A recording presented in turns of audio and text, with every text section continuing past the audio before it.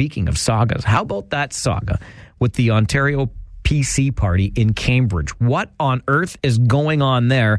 And how has a Cambridge man had his membership in said party revoked? We're going to find out as the Mike Farwell Show continues. This is 570 News. Just so we're clear at the outset, I have never been a fan, proponent, supporter, pick whichever word you prefer, of a star or parachuted candidate for any party, in any riding, in any election. Municipal, provincial, federal, take your pick. I think it is an affront to democracy when a party says to you, here is the candidate that we think you should support and vote for, as opposed to allowing the local riding association to go through its procedures to determine the best candidate to represent a particular area. And so it is with a raised eyebrow that I watched the goings-on in Cambridge around the upcoming provincial election, and in particular, the PC candidacy, because there is much to raise an eyebrow about, including the expulsion from the party of a longtime member, Jim Karahalios, who joins the program this morning. And we've talked to Jim before. So, Jim, it's good to have you back on the show. Thanks for the time. Hi, Mike. Thanks for the time as well. How was it that you ended up having your party membership in the Ontario PC party revoked? It is an interesting turn of events. Not exactly what I expected, but beyond Cambridge, the party has a constitution in terms of how we select candidates in nominations, and they've got to be open, public, democratic, fair.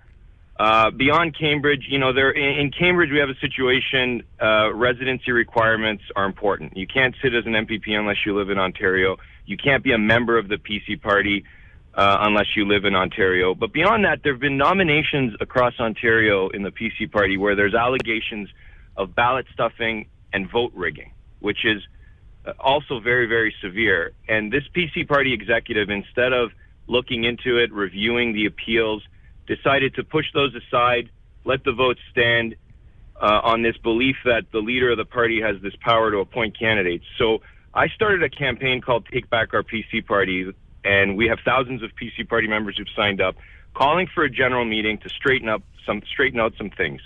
The PC Constitution doesn't give the leader the power to appoint candidates, and the PC executive is not following its own party constitution in making sure that nominations are done fairly and the rules are followed and there's no ballot stuffing and vote rigging, and redoing nominations where there's ample evidence to suggest that that's the case. So we were working within the party constitution to call this general meeting.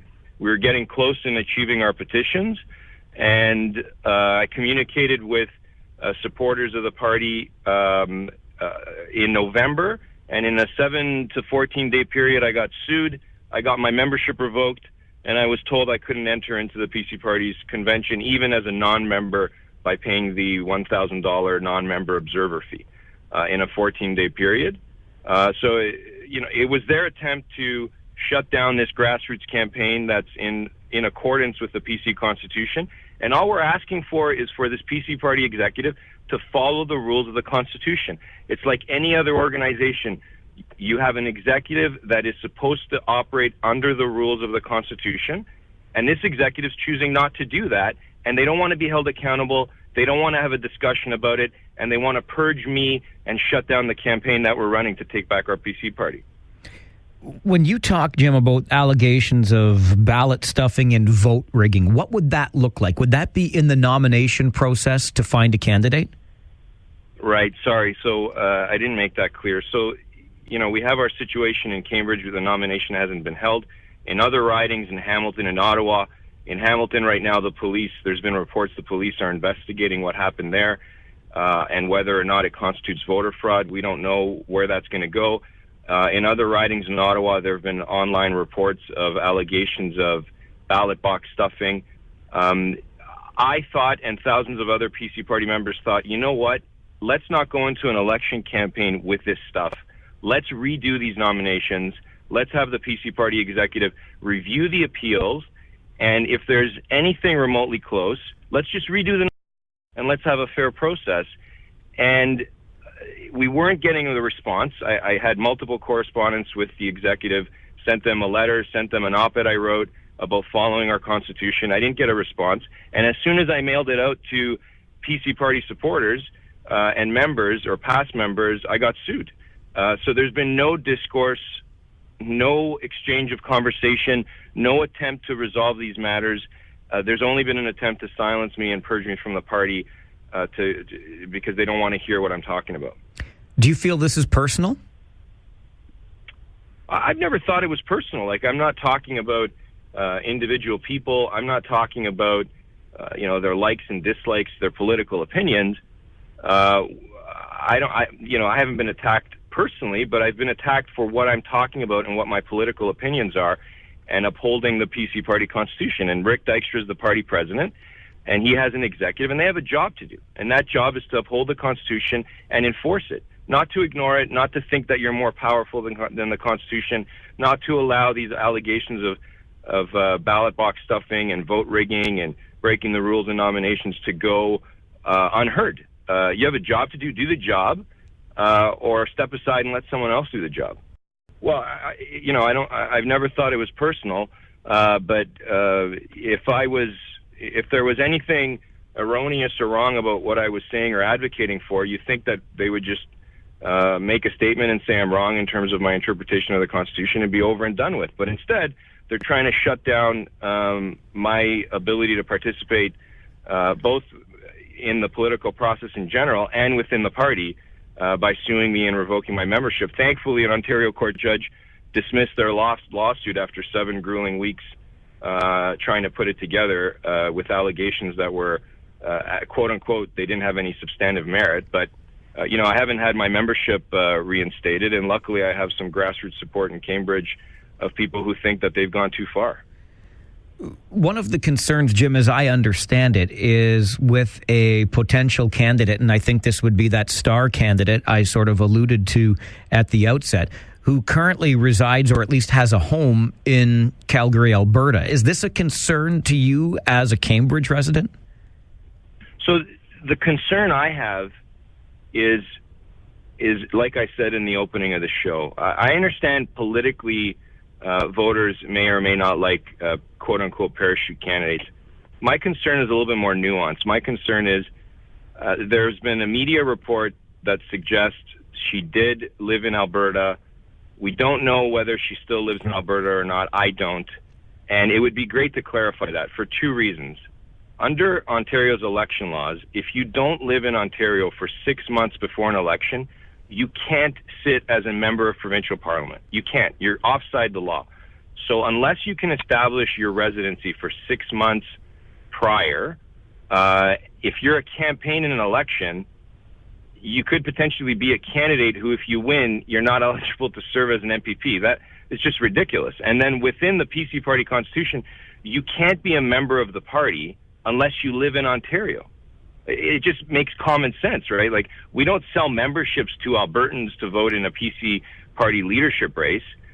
So those are the questions that are outstanding about that specific candidate, and it would be great to get that clarified so we can just move on. There hasn't been any clarity on that, but I think it's as simple as that. Establish the residency, show us that you've been a resident for 6 months, so you're able to run under the laws of the province, and you're able to have a membership in the party pursuant to its constitution. And that's that. It's over with. And then the question of quote-unquote parachute or not, that's for PC Party members in Cambridge to decide. But the residency requirements, that's the PC Party Constitution, and it's the law of Ontario. Does any of this, considering what you've been through, and it's been considerable, this has been going on for many months. As I said, we've had you on the show before to talk about it. Does this make you, Jim, in any way reconsider your allegiance to the PC Party? My allegiance is the PC Party, and the PC Party is made up of its members and voters and the Constitution. That's what I call the PC Party. The PC Party is not, 20 or so people on the executive getting instructions from a handful of of organizers in the back room in Toronto. That's not the PC party. So I believe that what I'm saying is defending the rights of members of the PC party and the Constitution, and I don't think I'm offside the PC party members or the Constitution in many ridings. We have thousands of people who signed up to the Take Back Our PC Party campaign calling for a general meeting. And so I'm loyal to my party. It's, after you get sued and you have your membership revoked, it's easy to walk away. But when my riding association says, you should give this guy an opportunity to speak, not just revoke his membership without a meeting, and due process should take place, it's pretty clear that what I'm saying is not outside of the mainstream of my party. In fact, I think party members support it. And if the party members didn't support me, there'd be no reason to try to silence me. There'd be no reason to try to purge me, because in an open discussion or political debate, if party members didn't support what I was saying, it'd be easy to debunk or counter my argument, right? You wouldn't choose the option of saying, I don't want to hear any more from this guy, so let's sue him and revoke his membership. This is not, Cambridge is not the only riding where we've had concerns raised leading into this June's provincial election. I know there were some concerns in Guelph about a star candidate. You already referenced Hamilton, where there might be police involvement looking into possible fraud. How do you feel about the Ontario PC Party's leadership under Patrick Brown? Well, it's really handcuffed what we're able to do, I think, in a campaign. What I'm saying is not going to impact, I don't think, the vote between Patrick Brown and Kathleen Wynne. That's for Patrick Brown and his strategists to figure out how they're going to win an election campaign. But I do know this: you can't offer up an alternative to what Patrick Brown has called is an untrustworthy government by operating our own party in a manner that's not consistent with its internal constitutional rules, right? It doesn't play well in terms of a political narrative, and that's why our campaign to have a general meeting, it was our hope, let's clean up these questions on these nominations, let's clean it all up so we're not going in an election campaign with this type of baggage. Because you can't be calling the kettle black, as they say. The pot can't be calling the kettle black, and I don't think it helps. As for the situation here in Cambridge, is there going to be a nomination meeting?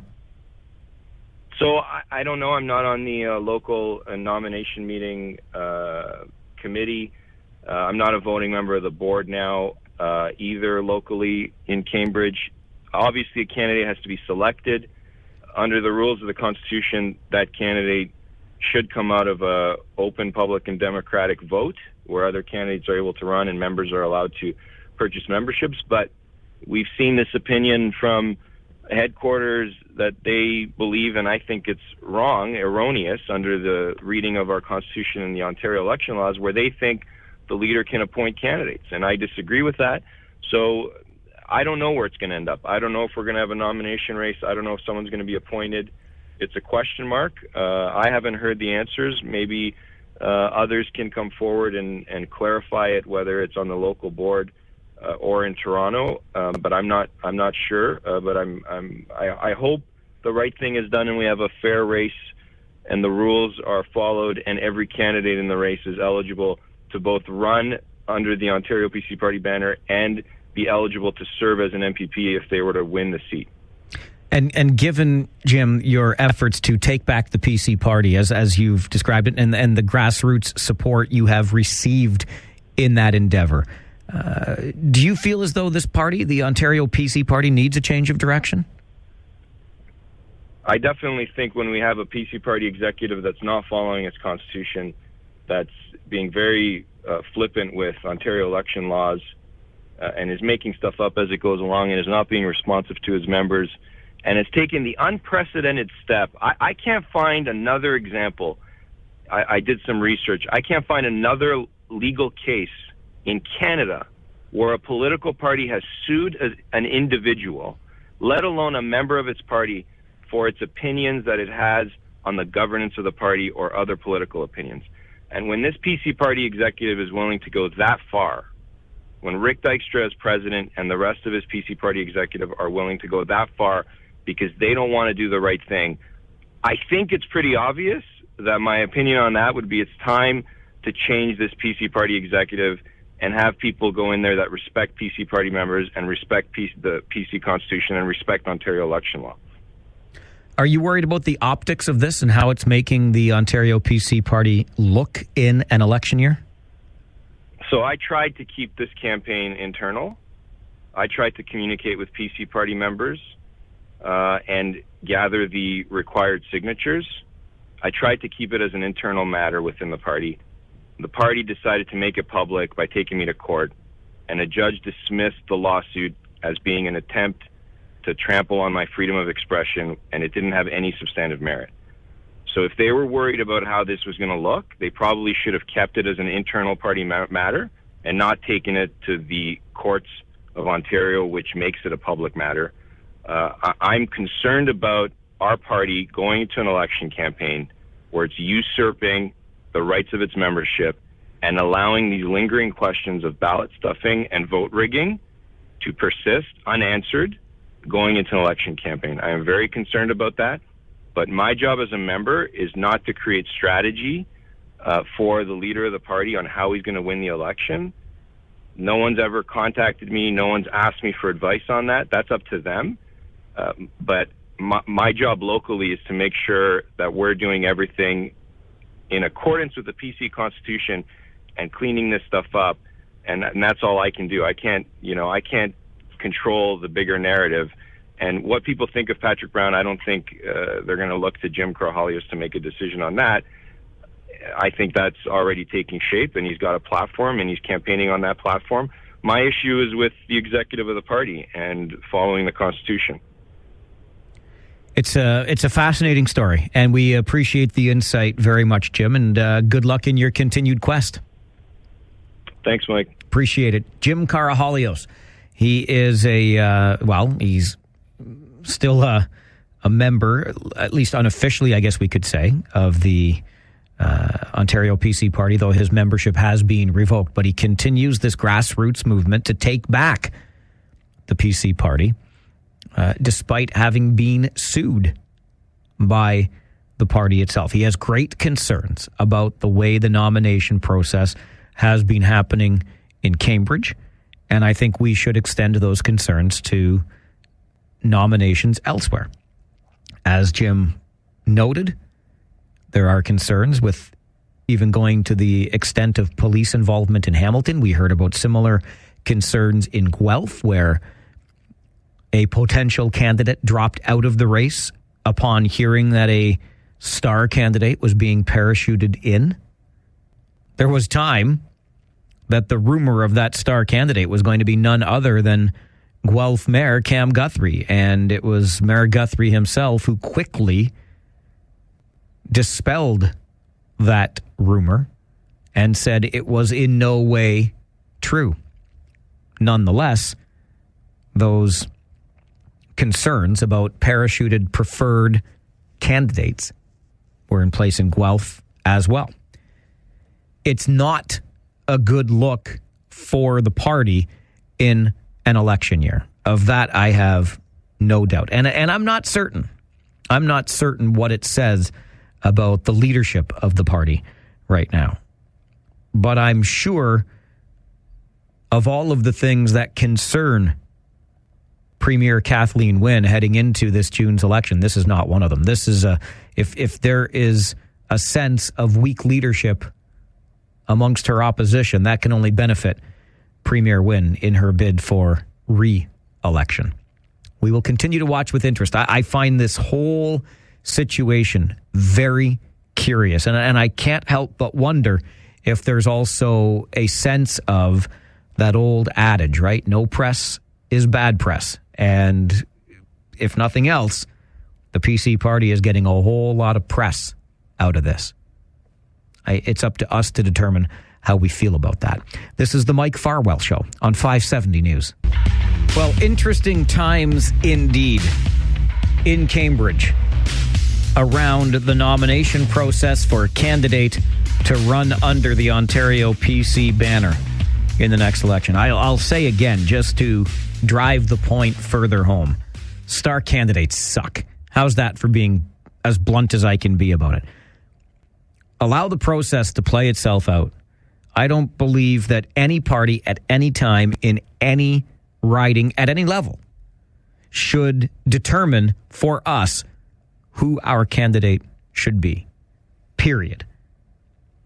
And I'm not sure how we got to the point that we've sort of allowed it to happen. So to that end, I applaud Jim Karahalios in Cambridge for his efforts to sort of reset this process to look like it ought to look.